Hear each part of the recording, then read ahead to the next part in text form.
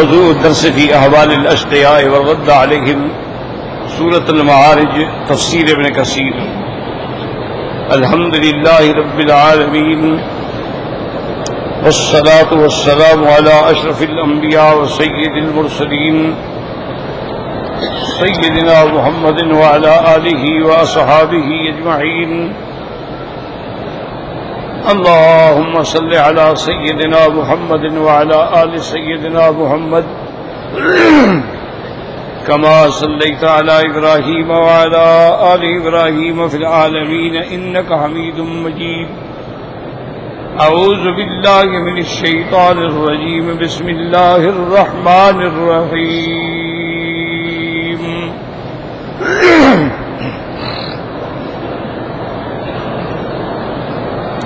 فما للذين كفروا قبلك مهطعين عن اليمين وعن الشمال عزين أيطمع كل امرئ منهم أن يدخل جنة نعيم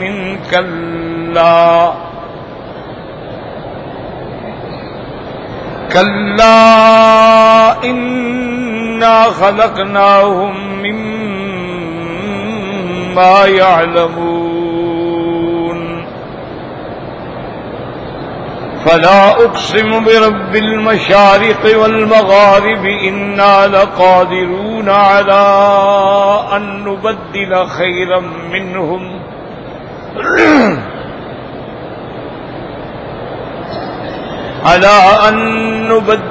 خيرا منهم وما نحن بمسبوقين فذرهم يخوضوا ويلعبوا حتى يلاقوا يومهم الذي يوعدون يوم يخرجون من الأجداث سراعا كأنهم إلى نصب يوفضون خاشعة أبصارهم ترهقهم ذلة ذلك اليوم الذي كانوا يوعدون۔ اللہ تبارک و تعالی نے قرآن مقدس میں ارشاد فرمایا ہے کہ فما للذین کفروا قبلک مہطعین۔ کیا بات ہے کہ یہ کافر جو ہیں آپ کی طرف سے، ایک معنی تھا کہ مسرعین یعنی جلدی جلدی دوڑ کے آ رہے ہیں، ایک علماء نے فرمایا نہیں، مسرعین کا معنی ہے یعنی جلدی سے آپ سے بھاگتے، متنفر ہو کے نفرت کر کے بھاگتے۔ عن الیمین وعن الشمال عزین، دائیں طرف بائیں سے، دائیں جانب سے، یعنی غول کے غول جو ہے نفرت سے بھاگتے۔ ایطمع کل امرئ، کیا یہ امید کرتے ہیں، طمع کرتے ہیں کہ ان میں سے ہر ایک کو جنت کے باغوں میں داخل کیا جائے گا؟ اللہ نے فرمایا کلا، ایسا ہرگز نہیں ہوگا۔ یہ حرف رد ہے، مانا لیس الامر کما یظنون، ایسا کبھی نہیں ہوگا۔ انا خلقناہم مما یعملون، اور اللہ یعلمون، اللہ نے فرمایا تحقیق ہم نے ان کو پیدا کیا ہے، یہ جانتے ہیں، ان کے سامنے روزانہ ولادتیں ہوتی ہیں، موت ہوتی ہے، بچے پیدا ہوتے ہیں، مر جاتے ہیں، تو یہ نہیں جانتے ہیں کہ اللہ نے انسان کو کس چیز سے پیدا کیا ہے۔ تو جو خداوند قدوس ایک حقیر پانی سے، من ماء مہین، اسی طرح فرمایا من نطفۃ، اس سے پیدا کرنے پہ قادر ہے تو تمہیں دوبارہ بھی اٹھانے پہ قادر ہے۔ انا خلقناہم مما یعلمون۔ اور دوسرا معنی یہ تھا کہ یہ جو تکبر کر رہے ہیں میرے مدنی پاک کے سامنے، اکڑتے ہیں اور اپنی دولت پہ ناز کرتے ہیں اور فقراء صحابہ پہ طنز کرتے ہیں، ان کو پتا ہے کہ ہم نے ان کو کس چیز سے پیدا کیا ہے، گندے پانی سے پیدا ہو کے کس بات پہ اکڑتے ہو؟ اسی لیے کتابوں میں آتا ہے کہ سیدنا علی رضی اللہ عنہ نے اپنے ساتھیوں میں بیٹھ کے ارشاد فرمایا تھا کہ مجھے اس آدمی پہ تعجب آتا ہے جو اکڑتے ہیں فرعون بنتے ہیں اور میں خان اور میں وڈیرا اور میں سردار، اور غریب آدمی ان کے سامنے کرسی پہ نہیں بیٹھ سکتا ہے، چارپائی پہ نہیں بیٹھ سکتا ہے، وہ مٹی پہ بیٹھے گا کہ ہم ہمارے سامنے بیٹھے یا ہمارے ساتھ مل کے کھانا کھا لے، کبھی نہیں ہو سکتا۔ اتنا غرور ہے، تکبر ہے کہ انسانوں کو تو کیڑے مکوڑوں کی حیثیت بھی نہیں دیتے ہیں۔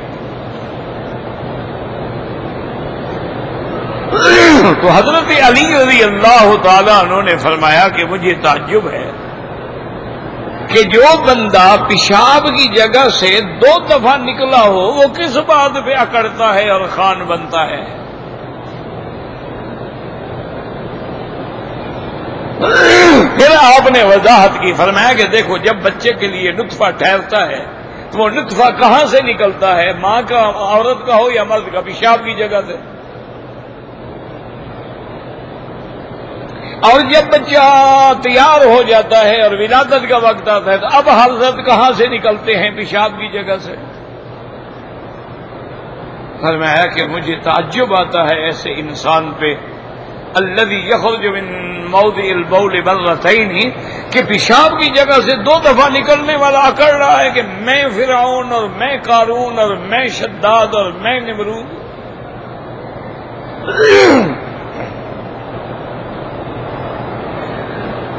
اور اسی طرح سیدنا علی رضی اللہ تعالیٰ عنہ نے فرمایا کہ مجھے تعجب آتی ہے اس بندے پہ جو تکبر کرتا ہے، حالانکہ تکبر جو ہے وہ تو صرف اللہ کی شان ہے، کبریا اس کی شان ہے،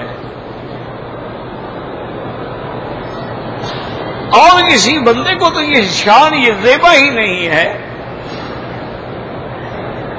میں مجھے حیرت ہوتی ہے اس انسان پہ کہ جو اپنی گندگی پہ ایک دن میں لازماً 1 دفعہ یا 2 دفعہ بیٹھتا ہے، اپنی گندگی پہ بیٹھا ہے جو اس کے پیٹ سے نکل رہی ہے، اس کو ہاتھوں سے دھو رہا ہے، پھر صابن مل رہا ہے، بدبو نہ رہے، اکڑتا کس بات پہ ہے؟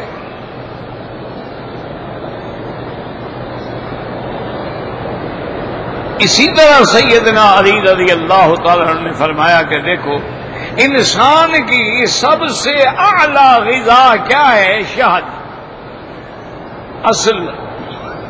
اور فرمایا کہ شہد کیا ہوتا ہے؟ مکھیوں کا نکلا ہوا ان کا جو فضلہ ہے اس سے شہد بنتی ہے۔ مکھیاں پھول چوستی ہیں، پھر ان کی جو گندگی ہے اس سے شہد بن رہی ہے۔ فرمایا انسان کی سب سے اعلی غذا، اور فرمایا سب سے اعلی لباس جو ہے وہ ریشم ہے۔ وہ کہاں سے نکلتا ہے؟ کیڑے کی گندگی سے۔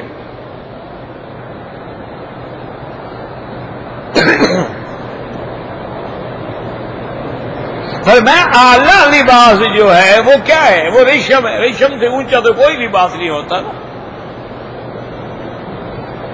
پھر ریشم میں اقسام ہوتی ہیں کہ یہ موٹا ریشم ہے، باریک ہے، سندس ہے، استبرق ہے، اطلس ہے، کمخاب ہے، لیکن ہے تو وہ مانا یہ ہے ریشم ہی ہے نا۔ اصلی ریشم نکلتا ہی کیڑے سے ہے۔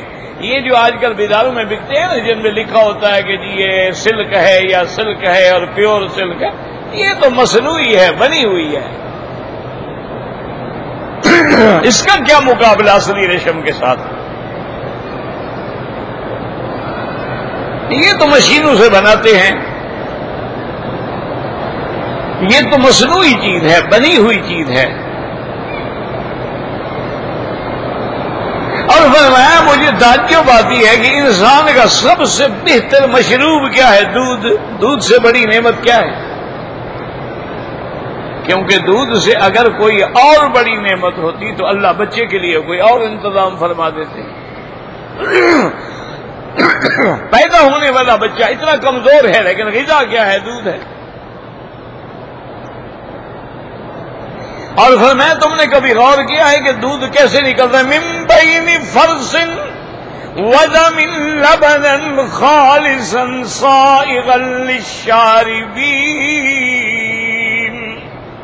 اللہ تبارک و تعالیٰ نے جانور کے اندر کیسا کنٹرول سسٹم لگا دیا ہے، وہ گھاس کھا رہا ہے، چل رہا ہے، کیلوس کیموس ہو رہا ہے، اور اس کے بعد دیکھو کہ ادھر جناب ایک نالی جا رہی ہے، اس کے اندر گوبر بھرا ہوا ہے، ادھر ایک نالی ہے پیشاب بھرا ہوا ہے، ادھر ایک نالی ہے خون بھرا ہوا ہے، ان سب کے درمیان میں اللہ نے ایک پائپ لگایا ہے جس سے دودھ آ رہا ہے۔ من بین فرس ودم، ادھر گوبر ہے ادھر خون ہے، اگر تھوڑا سا وہ لیک ہو جائے، گوبر اندر چلا جائے، بدبو ہو جائے گی، انسان نہیں پی سکتا ہے۔ اگر وہ دوسرا پائپ لیک ہو جائے، خون مل جائے دودھ میں، تو انسان نہیں پی سکتا ہے۔ اللہ نے ایسا مضبوط سسٹم رکھا ہے اور ایسا فلٹر رکھا ہے کہ صاف ہو کے خالص دودھ وہ ہوتا ہے جو عین ان جانور کے تھنوں سے نکلتا ہے۔ اس لیے علماء اور اطباء کہتے ہیں اس کا اسی تھن سے پینا جو ہے وہ زیادہ طاقتور ہے۔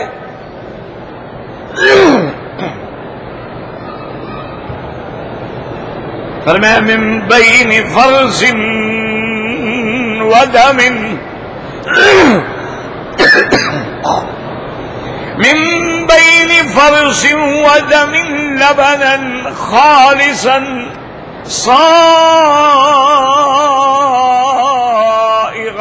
للشاربین۔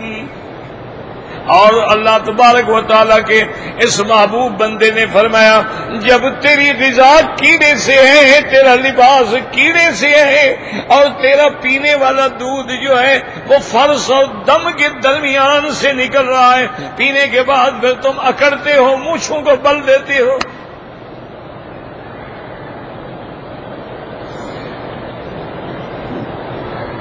اس لیے علماء نے لکھا ہے کہ اللہ چاہے تو تیرے ہاتھ میں دودھ ہے لیکن تمہیں پینے ہی نہ دے، ڈاکٹر منع کر چکے ہیں دودھ نہیں پینا، دودھ پیتا ہے ہضم ہی نہیں ہوتا، اللہ نے محروم کر دیا ہے۔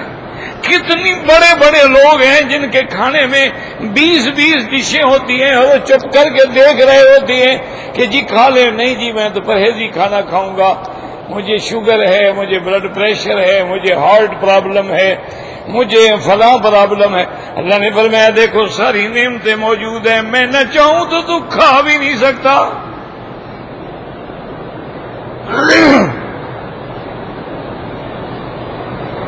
اور پھر میں ساری نعمتیں تمہیں کھانے کو دے دوں تو تم حیوان بن جاتے ہو، پھر تم خدا بھی بھول جاتے ہو، قرآن بھی بھول جاتے ہو، نبی بھی بھول جاتے ہو، انسان انسانوں کا قاتل بن جاتا ہے۔ کتے نے کبھی کسی کتے کو قتل نہیں کیا ہوگا۔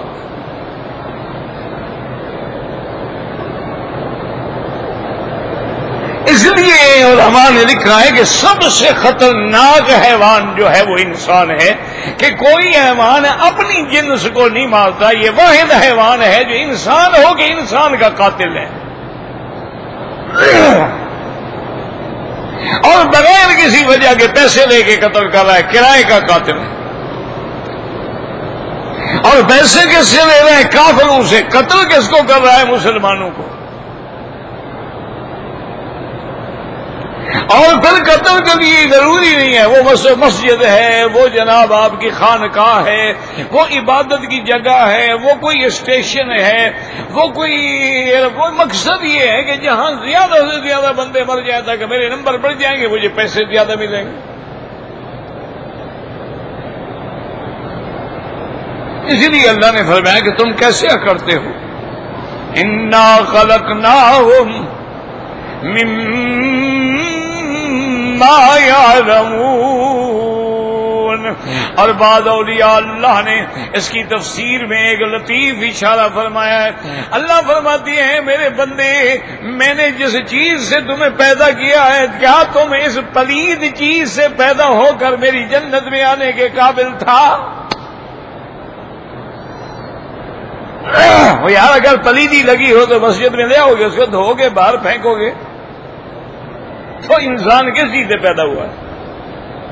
اور وہ مادہ منویہ کپڑے پہ لگ جائے جب تک اس کو دھو نہیں چین نہیں آتا، بدبو آتی ہے۔ اور پھر اللہ نے فرمایا میں نے تمہیں ماں کے پیٹ میں رکھا ہے۔ وَلَقَدْ خَلَقْنَا الْإِنسَانَ مِنْ سُلَالَةٍ مِّن طِينٍ ثُمَّ جَعَلْنَاهُ نُطْفَةً فِي قَرَارٍ مَّكِينٍ۔ اور کسی جگہ فرماتی ہیں فِي ظُلُمَاتٍ ثَلَاثٍ، 3 اندھیریوں میں نے تمہیں رکھا ہے۔ کیا مانا کہ انسان جس بچہ دانی میں ہوتا ہے نا، جہاں نطفہ ٹھہرتا ہے، اس کے 3 پرت ہوتے ہیں۔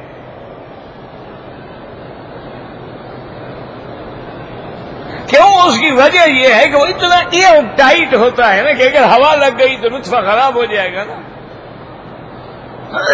دیکھتے ہیں نا کہ آپ باہر سے جب دوائیں آتی ہیں وہ کہتے ہیں نہیں سیل چیک کر لیں کہ بھئی سیل تم خود توڑو، کیوں؟ اگر کھلی ہوئی ہے اس کا معنی دوا خراب ہو گئی۔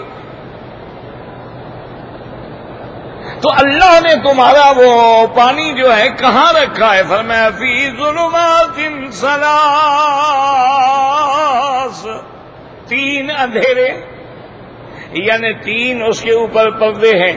اور بعض علماء نے فرمایا 3 اندھیروں سے معنی یہ ہے کہ پیٹ کا بھی اندھیرا ہے، پھر رحم کا بھی اندھیرا، پھر بچے دانی کا بھی اندھیرا۔ اندھیرے 3 اندھیروں کے اندر حضرت تشریف فرما ہے۔ اور اس کے بعد یاد رکھو کہ جب تم ماں کے پیٹ میں آئے نطفہ تھا، پھر اس کے بعد جب روح پھونک دیا گیا، اب تمہاری غذا کا بھی انتظام کرنا تھا کہ بغیر کھائے پیے تو بندہ زندہ نہیں رہ سکتا ہے۔ تو یاد رکھو کہ تمہاری غذا کیا تھی؟ اللہ فرماتے ہیں میرے بندے اس بات پہ غور کرو، تمہاری غذا وہ گندا خون تھا جو تیری ماں کا حیض میں نکلتا تھا، اب تیری خوراک ہے۔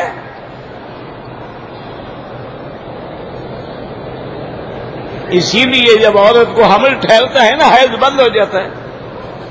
حیض بند ہوا وہ کہتے ہیں جی اب چیک اپ کراؤ، جو میڈیکل کے پاس ڈاکٹر کے پاس جاؤ، دیکھو کہیں حمل تو نہیں۔ تو جب عورت حاملہ ہوتی ہے وہ بلڈ بند ہو جاتا ہے، وہ کہاں جاتا ہے؟ وہ جناب کی خوراک بنتا ہے۔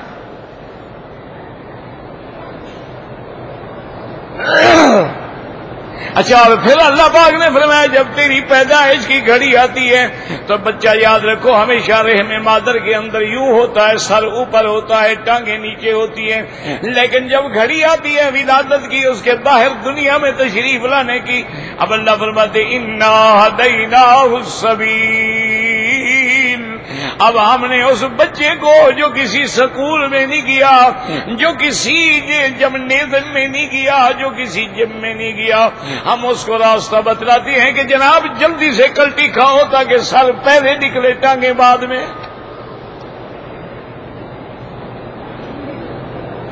کیوں؟ اگر ایسے رہتا یعنی ٹانگیں پہلے نکلتی سر بعد میں تو آپ تو اندر ہی مر جاتے نا انشاءاللہ۔ ذرا دیر ہو جاتی ہے، سیکنڈوں کے حساب سے بندہ گیا۔ اور اسی طرح پیدا ہونے کے بعد اگر بچہ چیخ نہ مارے تو سمجھو اللہ معاف کرے، اگر دیر ہو گئی 5-6 منٹ تو خطرہ ہوتا ہے کہ یہ بچہ بڑا ہو کے پاگل ہو جائے گا۔ اس کی چیخ مارنا جو ہے نا وہ اس کی زندگی کی علامت ہوتی ہے کہ جب وہ بچہ چیخ مارتا ہے اب اس کے پھیپھڑے جو بند تھے نا وہ کھل جاتے ہیں، اب وہ ہوا دینا شروع کرتے ہیں۔ پہلے تو ماں کے پھیپھڑوں پہ زندہ تھا نا۔ اور یہ اسی لیے اللہ والوں نے لکھا ہے، اللہ ان کی قبروں پہ، اولیاء اللہ کی قبروں پہ کروڑوں رحمتیں فرمائے۔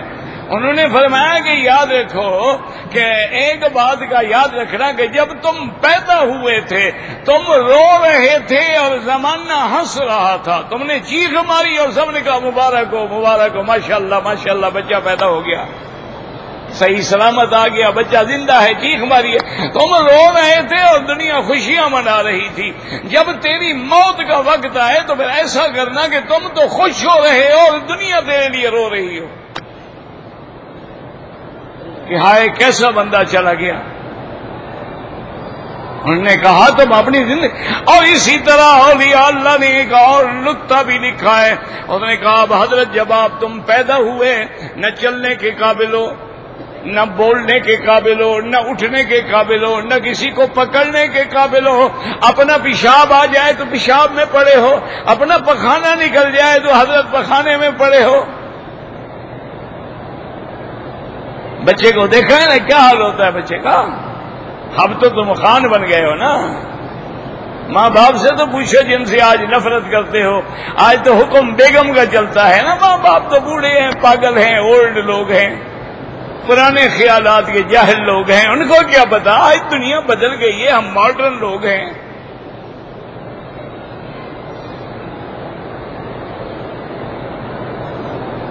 اللہ اکبر. تو اب جناب آپ نہ تو اٹھنے کے قابل، نہ چلنے کے قابل. اب تمہیں پیاس لگے، بھوک لگے. اللہ تبارک و تعالیٰ نے فرمایا میرے بندے میں تمہیں ایک سبق سکھاتا ہوں، بس اسی کو یاد رکھنا، اسی میں تیری ساری مشکلیں حل ہیں. تم رونا شروع کرنا، میں سارے گھر کو بھگاؤں گا تیرے لیے. بچے نے رونا شروع کیا. اس نے کہا ماں کدھر ہے، اندھی ہے، بہن کدھر ہے، کیا بچہ رو رہا ہے، شرم کرو، جاؤ دیکھو. اچھا اب سارے اکٹھے ہو گئے، اٹھا رہے ہیں، اس کو اچھال رہے ہیں. وہ بچہ چپ نہیں ہوتا. وہ کہتے ہیں بھوک لگی ہو، اس کو فیڈ کرو. کوئی کہتے ہیں نہیں اس کے پیٹ میں درد معلوم ہوتا ہے، ڈاکٹر کے پاس لے جاؤ. یعنی تم نے رونا شروع کیا اور سارا گھر تیرے لیے ناچ رہا ہے. پر میں بولنے کی بھی ضرورت نہیں ہے، اس رونے میں اتنی طاقت ہے. اسی طرح اگر تم نے اللہ کے آگے رونا سیکھ لیا تو پھر جنت کے دروازے بھی سارے کھل جائیں گے. بس رونا سیکھ لو. اور ایمان سے میرے بزرگوں اور میرے بھائیوں ساتھیوں، جب سے آپ عمرے پہ آئے ہیں ٹھنڈے دل سے، بغیر کسی اعتراض کے، اللہ ہمیں اعتراض سے بچائے، اللہ تبارک و تعالیٰ کسی پہ طنز کرنے سے بچائے. ٹھنڈے دل سے غور کریں آپ کتنے دفعہ کعبہ شریف میں روئے ہیں. طواف میں، ملتزم پہ، صفا مروہ پہ، حتیم میں، مدینے پاک میں، ریاض الجنہ میں، مسجد نبوی میں، مسجد. کتنا دفعہ تمہیں رونا آیا ہے. اور اگر رونا نہیں آیا ہے تو کبھی وجہ پہ غور کیا ہے. دلوں پہ زنگ لگ جاتا ہے گناہوں کا، پھر کیسے رونا آئے.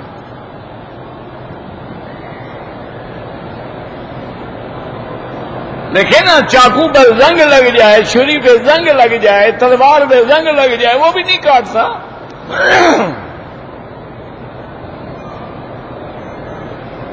اللہ اکبر، اللہ اکبر. اصل بات یہ ہے کہ تیرے دل کا جب وہ زنگ ہٹ، یہی وجہ تھی کہ صحابہ وَإِذَا تُلِيَتْ عَلَيْهِمْ آيَاتُهُ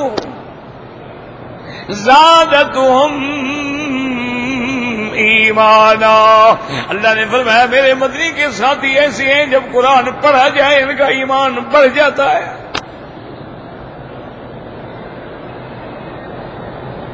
اور فرمایا جب قرآن پڑھا جائے تقشعر منہ جلود الذین یخشون ربہم. اللہ نے فرمایا میرے ڈر سے ان کے بدن کے بال کھڑے ہو جاتے ہیں. تو اگر رونا نہیں آیا ہے، ایک طریقہ تو یہ ہے، حضور نے فرمایا ہے کہ اذا لم تبکو فلیتباکو. اگر رونا نہ آئے تو کم از کم رونے والی شکل بنا کے تو خدا سے مانگو.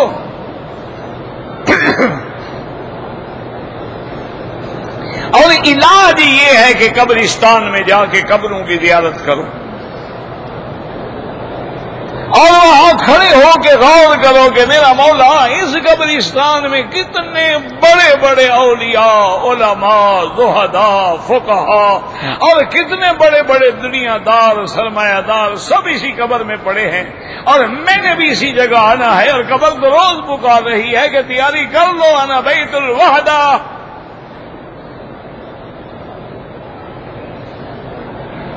تم نے میرے اندر آنا ہے، تیار ہو کے آنا.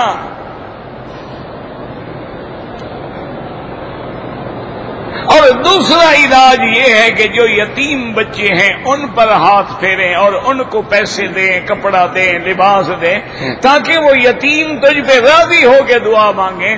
اور تیسرا علاج یہ ہے کہ تنہائی میں بیٹھ کے کثرت سے درود شریف پڑھیں، انشاءاللہ دلوں کے زنگ جو ہے اتر جائیں گے۔ پھر نماز میں بھی حلاوت ہوگی، پھر طواف میں بھی حلاوت ہوگی، پھر دعا میں بھی حلاوت ہوگی۔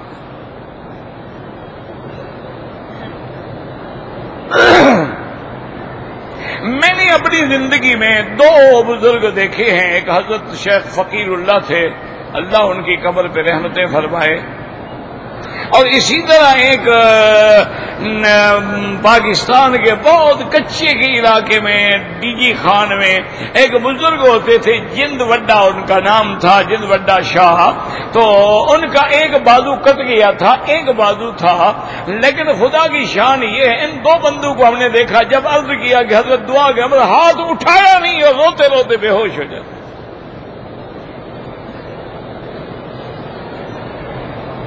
بس ہاتھ اٹھے نہیں اور رونا شروع ہو گیا۔ ہم بس یہی کہہ رہے ہیں، مولا میں اس قابل ہوں کہ تو اسے مانگوں۔ یہ بندہ مجھ سے کہتا ہے دعا مانگو، مولا میں تو اس قابل نہیں ہوں، میں کس منہ سے تجھ سے فریاد کروں؟ بس ہاتھ اٹھائے ہیں اور رو رہے ہیں، رو رہے ہیں، یعنی زبان سے لفظ بھی ادا نہیں ہو سکتے تھے کہ کیا مانگنا ہے کیا نہیں مانگنا ہے، لیکن وہ جاننے والا تو جان رہا ہے نا کہ کیا مانگنا ہے۔ اللہ کی شان ہوتی، دعا ختم ہوئی اور کام ہو گیا۔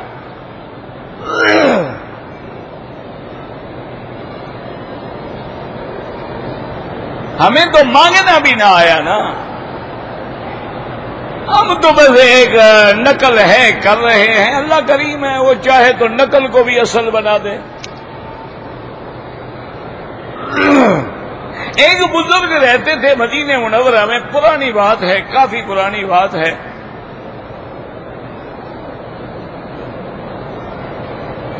ان کو ان کے ایک ملنے والے نے خط لکھا کہ حضرت میں ایک بہت بڑی مصیبت میں مبتلا ہوں اور میری اس مصیبت سے نکلنے کا کوئی ذریعہ نہیں ہے، لہذا میں آپ کو خط لکھ رہا ہوں کہ آپ سرزمین طیبہ میں ہیں، آپ ایک رحمتوں بھرے شہر میں ہیں، اور آپ مدینہ پاک میں ہیں، آپ مدینہ رسول عربی میں ہیں، وہاں میرے لیے دعا کریں کہ اللہ میری مشکل حل کر دے۔ حضرت نے دعا مانگی اور اس کو خط پہ جواب لکھا۔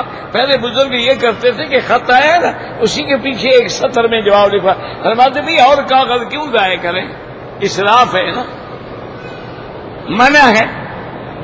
اچھا دوسرا یہ بھی حکمت ہے کہ جس نے خط بھیجا وہ اپنا پڑھ بھی لے کہ میں نے کیا کہا تھا اور جواب کیا ہے، ورنہ اس کو بھی بھول گیا میں نے کیا لکھا تھا۔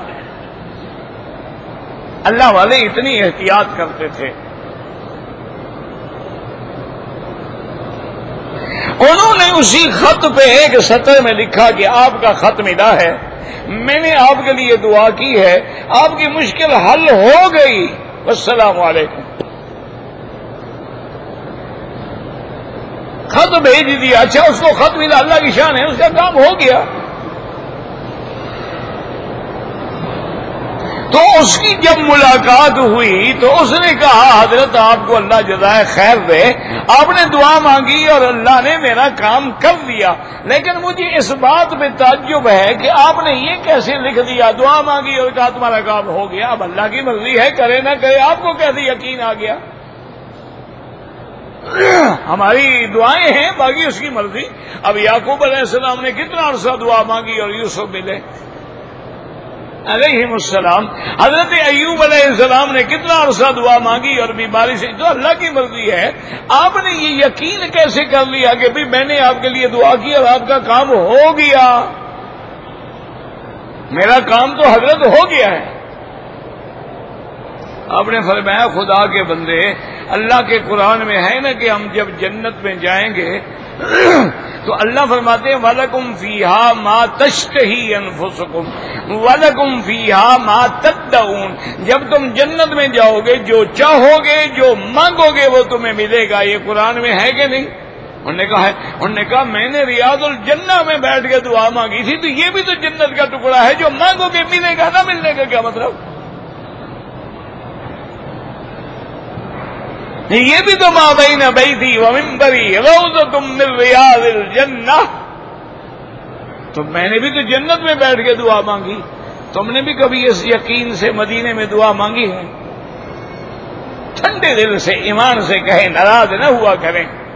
عشق کا معنی یہ نہیں ہوتا کہ دور کھڑے ہیں تو بس صلاۃ والسلام علیک یا رسول اللہ، داڑھی منڈوائی ہوئی ہے میں نے یا رسول اللہ، آپ کے لباس کے مخالف لباس پہنا ہوا ہے یا رسول اللہ، حرام کھا کھا کے لوگوں سے چندے لے لے کے صلاۃ والسلام پڑھ رہا ہوں یا رسول اللہ. انا للہ و انا الیہ راجعون. یہ دین ہے، یہ اسلام ہے، یہ ایمان ہے.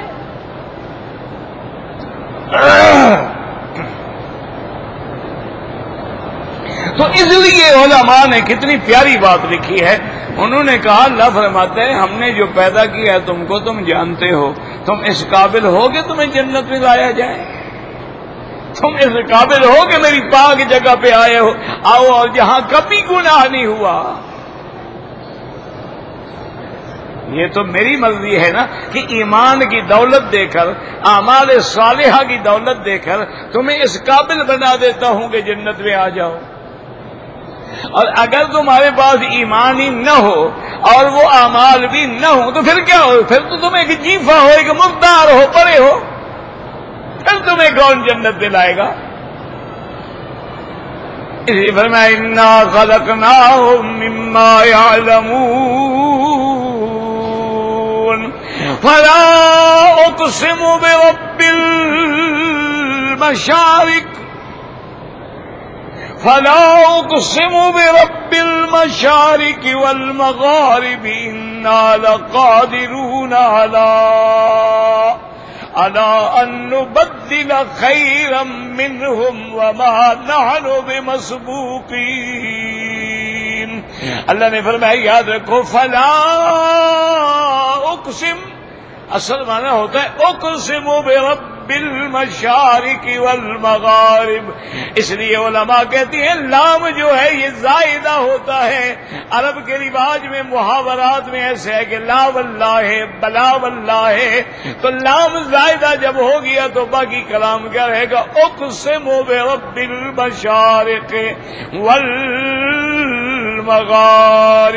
جیسے اللہ فرماتے ہیں لا اقسم بیوم القیامت ولا اقسم بالنفس اللوامہ، اور کہیں فرماتے ہیں لا اقسم بهذا البلد وانت حل بهذا البلد، اور کہیں فرماتے ہیں فلا اقسم بمواقع النجوم وانه لقسم لو تعلمون عظیم. اور بعض علماء کہتے ہیں لام ابتدائیہ ہے، معنی ہوتا ہے لا اقسم برب المشارق والمغارب. اور بعض علماء کہتے ہیں کہ نہیں، لام اپنے معنی پہ نافیہ ہے، یعنی میں نہیں قسم کھاتا، مجھے قسم کھانے کی کیا ضرورت ہے. لیکن راجہ قول یہی ہے کہ اللہ نے قسم کھائی ہے فلا اقسم برب المشارق والمغارب. یاد رکھو مشارق جمع کا صیغہ ہے، لیکن قرآن میں آتا ہے للہ المشرق والمغرب. وہاں تو ایک مشرق ہے نا، ایک مغرب. اور ایک جگہ آتا ہے رب المشرقین ورب المغربین، دو مشرق اور دو مغرب. اور یہاں جمع کا صیغہ فلا اقسم برب المشارق. اس کا کیا معنی ہے یاد رکھو. علماء نے فرمایا ہے اسی لیے میرے محترم ہم اسی لیے عرض کرتے ہیں، میں تو طالب العلم ہوں، اللہ مجھے ریاء سے، شہرت سے، سمعت سے اور افتخار سے بچائے. اسی لیے ہم کہتے ہیں کہ علماء کی صحبت اختیار کیا کرو. ورنہ اب یہ ہے کہ ایک آدمی اردو کا ترجمہ پڑھا ہوا تو وہ کیا کہے گا؟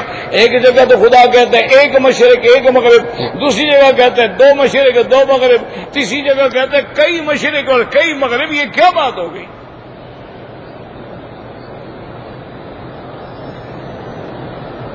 اور اگر علماء کی صحبت ہوگی تو مسئلہ حل ہو جائے گا.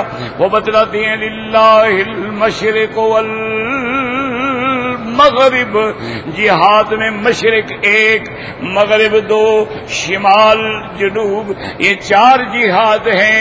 اور یاد رکھو اسی طرح اوپر ہے نیچے ہے 6 جہات ہیں۔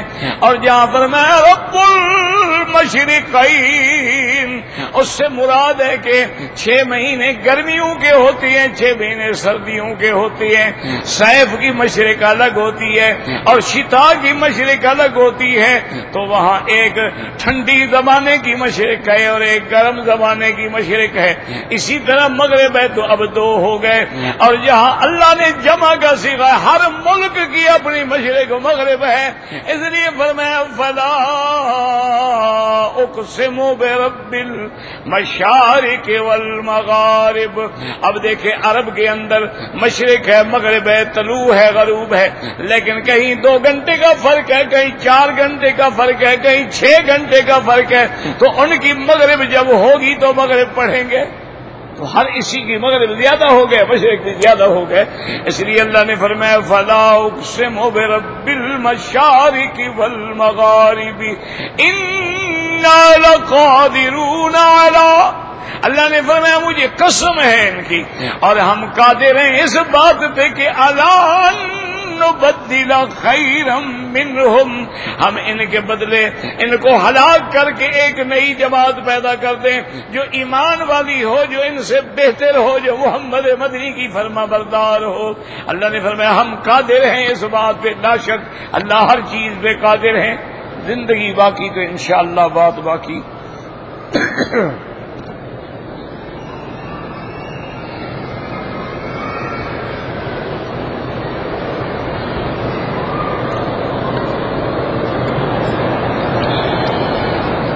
کہتے جی کہ مجھے اولاد تو ہوتی ہے لیکن ہونے کے بعد مر جاتی ہے۔ میرے بھائی اللہ کے ہاتھ میں ہے، اللہ سے دعا کریں، اللہ تبارک و تعالیٰ قادر ہے۔ آپ حیران ہوں گے میرے 11 بھائی تھے جو مر گئے، پیدا ہوتے تھے 1 مہینے 2 مہینے کے بعد مر جاتے تھے۔ اللہ کا نظام ہے، آپ گھبرائیں نہیں، اللہ کی رحمت سے پر امید رہیں۔ محتین کا معنی ہوتا ہے مسرعین، جلدی جلدی دوڑنا آپ کی طرف یا آپ سے۔ زین کا معنی جماعت در جماعت، غول در غول۔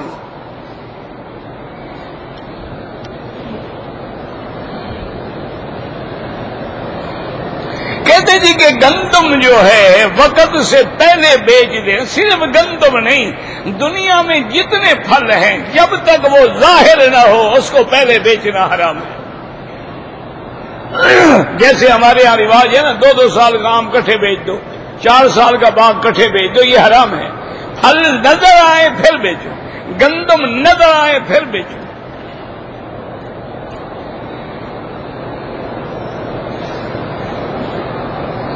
گندم خرید کے پھر کاروبار کر، دیکھو بھائی تم نے گندم پیسے سے خریدی پھر پیسے سے بیچی تو کوئی سود نہیں ہے۔ اب یہ ہے کہ اس میں تم کوئی فرق کرتے ہو تو پھر سود ہے۔ اگر بچہ ماں کے پیٹ سے مردہ پیدا ہو بالکل دفن کیا جائے گا، جنازہ نہیں پڑیں گے، اگر چیخ مارے تو جنازہ تب ہوگا۔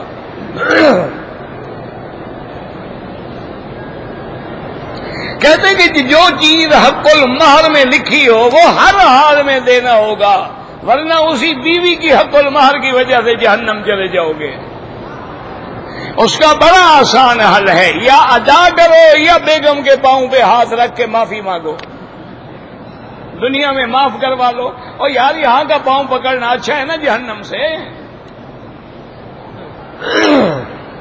وہ بیچاری معاف نہیں کرے گی، کیا کرے گی؟ اس کو پتہ ہے معاف نہ کرو طلاق دے دے گا۔ ڈر سے نہیں، پیار سے معافی لو۔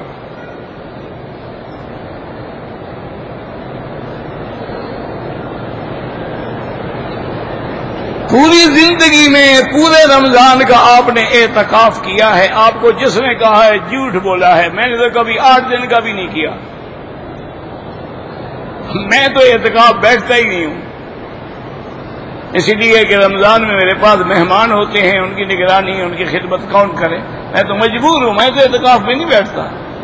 ہاں الحمدللہ میرا لڑکا بیٹھتا ہے، دعا کریں اللہ اس کو بھی دین پہ ثابت قدم رکھے اور اس سے بھی دین کا کام لے لیں، بس رخ بدلنے کی دیر ہے، ورنہ الحمدللہ وہ عالم ہے، علامہ ہے، خطیب ہے، سب کچھ ہے، لیکن ابھی رخ ادھر نہیں آ رہا، ابھی تک وہ وہی بلوچ خان ہے۔ بس دعا کریں اللہ ہدایت دے دے، وما ذالک علی اللہ بعزیز۔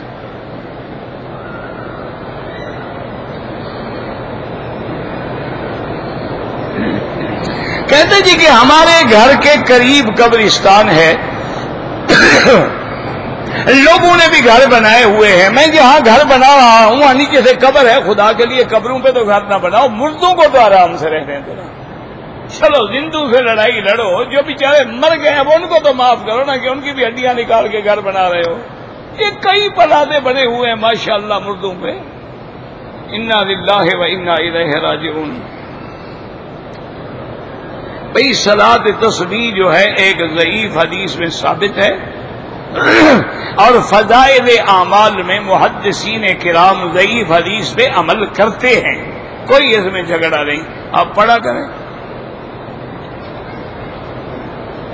صبح کی نماز میں دانت میں انگلی سے تھوڑا سا خون نکلا ہے، کچھ نہیں ہوتا، اگر خون نکل کے بہ جائے تو پھر نماز دوبارہ پڑھو۔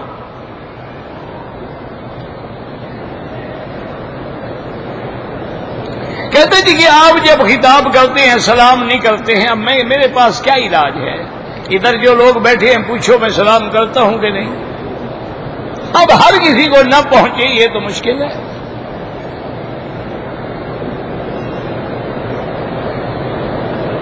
کہتے جی کہ آپ نے کہا تھا کہ ہمارے کھانے اور ہمارا لباس کافروں جیسا ہے، یہاں بھی تو ہے، تو یہ بھی مجرم ہیں جیسے آپ مجرم ہیں، یہ کوئی فرشتے ہیں آسمان سے اترے ہیں کہ محمد سے وفا تو نے تو ہم تیرے ہیں، اگر یہ مکے میں رہ کر بھی حضور کے وفادار نہ ہوں تو ہمیں ان کا کیا ہے؟ ہم نے نبی کا کلمہ پڑھا ہے کہ ان کا کلمہ پڑھا ہے؟ ہم نے ان سے دلیل پکڑنا کہ جی یہاں KFC ہے اور یہاں یہ ہے، یہ تو سگریٹیں بھی پیتے ہیں، داڑھی بھی منڈاتے ہیں، پھر وہ بھی دین ہو جائے گا؟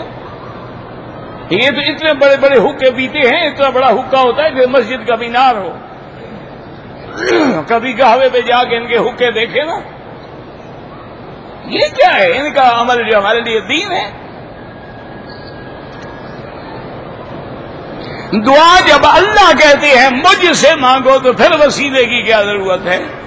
ادعونی استجب لکم، اور سارے قرآن کی دعائیں پڑھ لو، کسی ایک دعا میں حضور پاک نے کسی کا وسیلہ پکڑا ہو، ربنا آتنا، ربنا ظلمنا، ربنا اغفر لنا ذنوبنا، ربنا لا تؤاخذنا، سارا قرآن تمہارے سامنے موجود ہے۔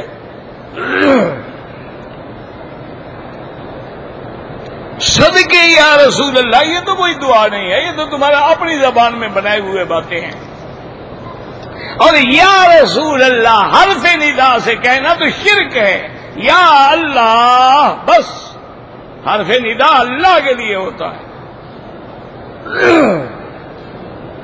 جہاز میں نماز پڑھنی ہو تو قبلہ کیسے معلوم کریں گے؟ میری ٹکٹ لے لینا، میں تمہارے ساتھ چلوں گا، تمہیں بتاؤں گا۔ اللہ کے بندے کے جہاز میں ان سے پوچھو گے وہ بتا دیں گے۔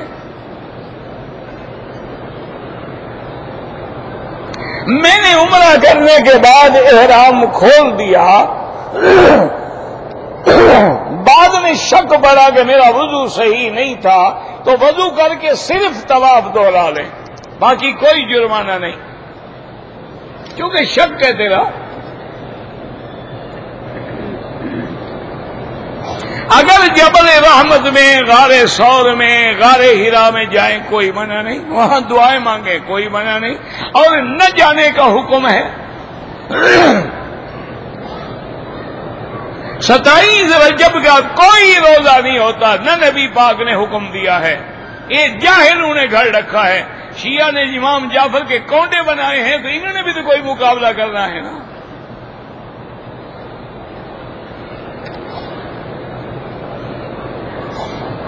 قرآن خوانی جو ہوتی ہے کرائے پہ لے کے لڑکوں کو، مدرسے والوں کو پڑھوانا بالکل ناجائز ہے۔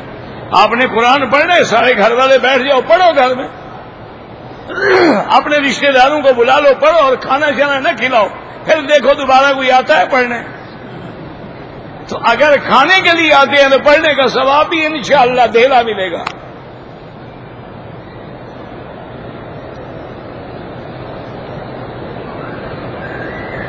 کوئی میرے والدین کو گالیاں دیتا ہے پھر بھی میں اس کو سلام کروں، بالکل کوئی بات نہیں. لوگ انبیاء کو گالیاں دیتے ہیں، اولیاء اللہ کو گالیاں دیتے ہیں، خدا کے بندے.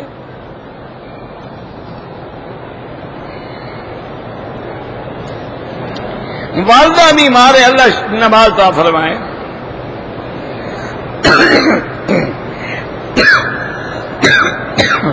شیعہ حضرات جو نمازیں پڑھتے ہیں ظہرین، اور ان کی نماز بھی اپنی، کلمہ بھی اپنا، قرآن بھی اپنا، ہر چیز اپنی ہے. اس کا دین محمد مصطفیٰ سے کوئی تعلق نہیں ہے.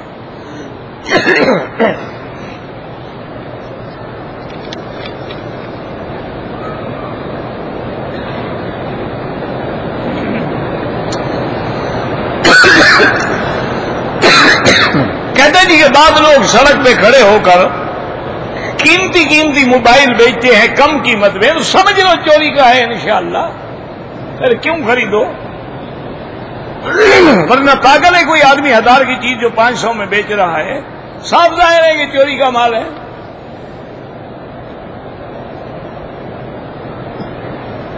مسجد الحرام میں نماز کا 1 لاکھ ہے، مسجد نبوی میں 1000، مسجد اقصی میں 500، اور مدینہ منورہ سے چل کے مسجد قباء میں 2 رکعت پڑھیں تو عمرے کا ثواب ملتا ہے. کہتے جی کہ ایسا عمل جس کے کرنے سے آدمی کی موت جو ہے وہ ایمان پہ آئے، اللہ کے کلمے کا کثرت سے ذکر کیا کرے، لا الہ الا اللہ محمد الرسول اللہ، اور یہ افضل الذکر ہے. جب یہ زبان پہ چڑھ جائے گا تو موت کے وقت بھی خود نکلے گا.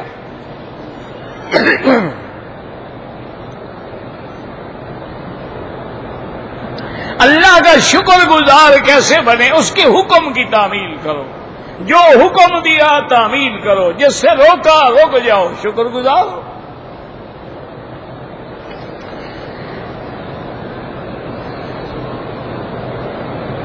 نماز کے دوران میں عورتوں کا ساتھ کھڑا ہونا نماز نہیں ہوتی.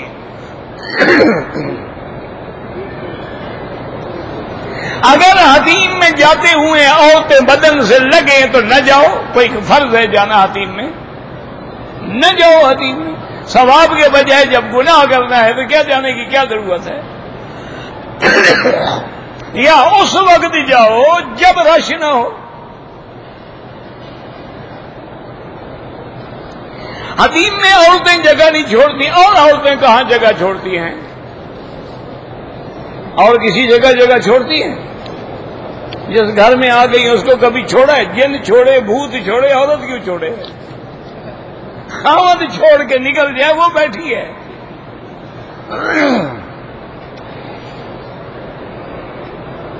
میں نے طواف کرتے ہوئے عمرے کا رمل نہیں کیا، کوئی بات نہیں، سنت ہے، ثواب نہیں ملا. یہ نہیں کہ تمہارا عمرہ نہیں ہوا، عمرہ ہو گیا ہے. رمل کرنا یا اجتباء کرنا یہ سنت ہے، کرو گے اجر ملے گا، اگر نہیں کرو گے تو ثواب تو نہیں ملے گا لیکن جرمانہ کوئی نہیں ہوگا.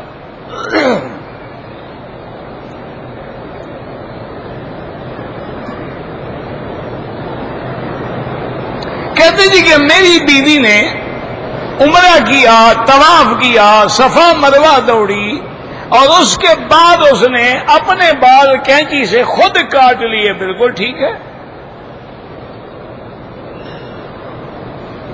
مکہ مکرمہ اور مدینہ منورہ میں حرم کے حدود لکھے ہوئے ہیں ہر طرف. وضاحت کا کیا معنی ہے؟ ادھر جاؤ مسجد عائشہ کے پاس ہی حد حرم ہے، اور جدے کے راستے میں جائیں شمیسی کے پاس حد حرم ہے، ادھر جائیں تو عرفات سے ذرا پہلے حد، ساری ہر جگہ لکھا ہے، بدایہ حرم، نہایا حرم، حد حرم، ہر جگہ لکھا ہوا. اور مدینہ منورہ میں حضور نے فرمایا تھا ما بین لابتیہا، ان 2 پہاڑوں کے درمیان میں جو ہے یہ حرم ہے.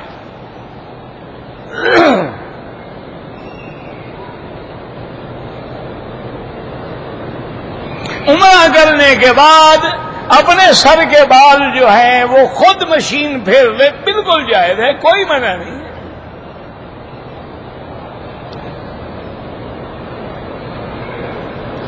کہتے جی کہ آج شب معراج ہے، اللہ کے نبی نے ہمیں کوئی حکم نہیں دیا ہے کہ اس رات میں فلاں عبادت کرو، نہ کوئی نماز معروف ہے، نہ کسی روزے کا حکم ہے۔ باقی تو یہاں ہر رات مقدس ہے، جتنا اللہ توفیق دے طواف کریں، قرآن پڑھیں، نماز پڑھیں، تلاوت کریں۔ باقی بطور خاص اس رات کے لیے کوئی حکم نہیں قرآن حدیث میں۔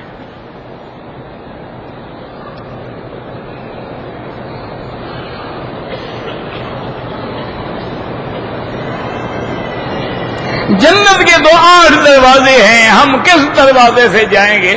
اگر زیادہ نمازی بنو گے تو نماز والے سے جاؤ گے، زیادہ نفلی روزے رکھو گے تو روزے والے دروازے سے جاؤ گے۔ یہ تمہارے عمل پر ہے کہ تم کون سا عمل کرتے ہو۔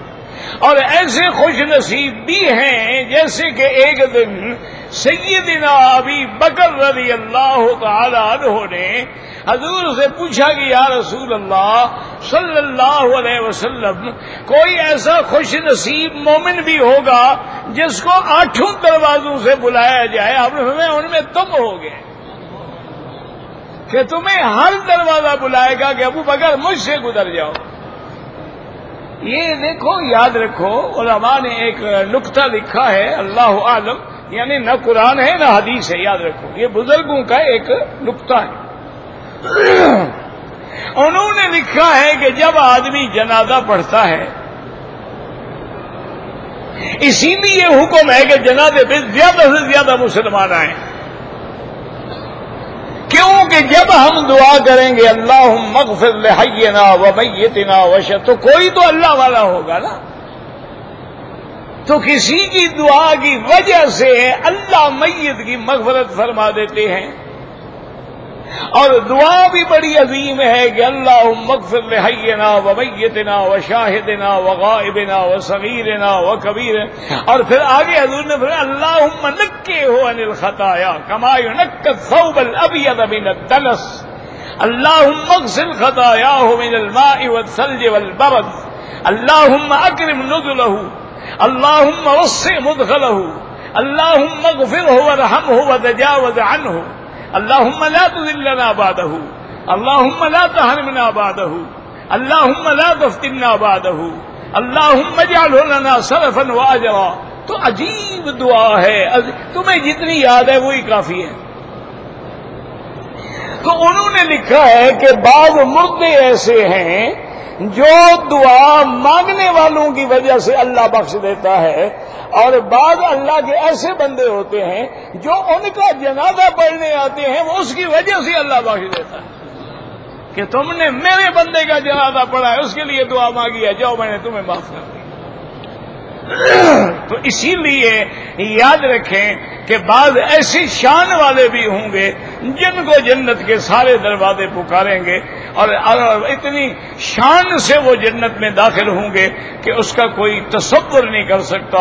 وَسِيقَ الَّذِينَ اتَّقَوْا رَبَّهُمْ إِلَى الْجَنَّةِ زُمَرًا حَتَّىٰ إِذَا جَاءُوهَا فُتِحَتْ أَبْوَابُهَا قَالَ لَهُمْ خَزْنَتُهَا سَلَامٌ عَلَيْكُمْ طِبْتُمْ فَادْخُلُوهَا خَالِدِينَ وَقَالُوا الْحَمْدُ لِلَّهِ الَّذِي صَدَقَنَا وَعْدَهُ وَأَوْرَثَنَا الْأَرْضَ مِنَ الْجَنَّةِ حَيْثُ نَشَاءُ فَنِعْمَ أَجْرُ الْعَامِلِينَ اللهم اجعلنا من أهل الجنة، اللهم اجعلنا من السعداء ولا تجعلنا من الأشقياء، اللهم ارزقنا الفردوس الأعلى برحمتك يا أرحم الراحمين يا أكرم الأكرمين يا أجود الأجودين، اللهم فرج هم المهمومين، نفس كرب المكروبين، واقض الدين عن المدينين، واشفنا واشف مرضانا ومرضى المسلمين۔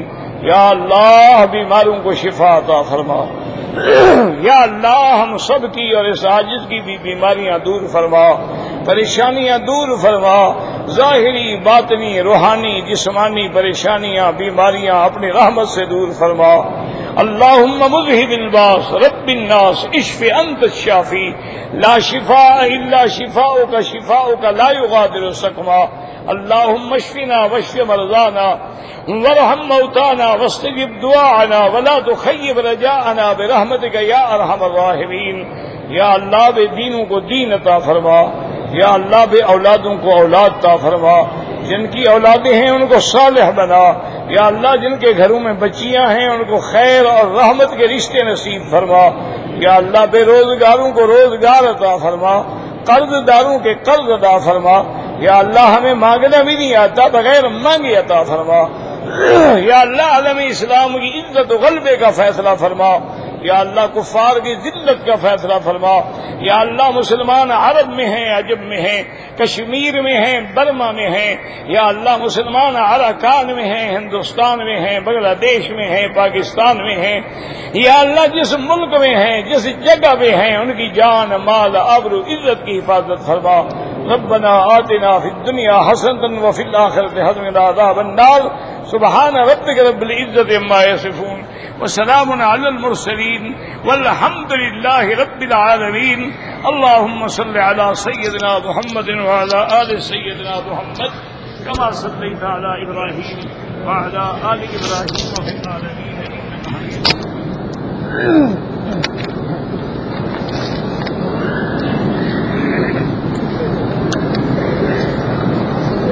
انک حمید مجید. السلام علیکم. نمبر پلیز مانگا تھا دوبارہ نہیں بھیجا تھا کون نمبر لکھ کے دو.